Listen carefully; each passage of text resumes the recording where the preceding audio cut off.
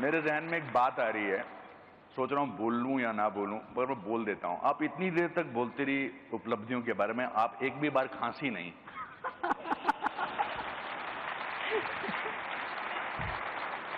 दिल्ली वालों को खांसी सुनने की आदत पड़ गई है। दिल्ली मैं माफी चाहता हूं, मेरे से रहा नहीं गया कि ना आप खांसी हैं और ना यहां बैठे 2000 लोग खांसे हैं अभी तक।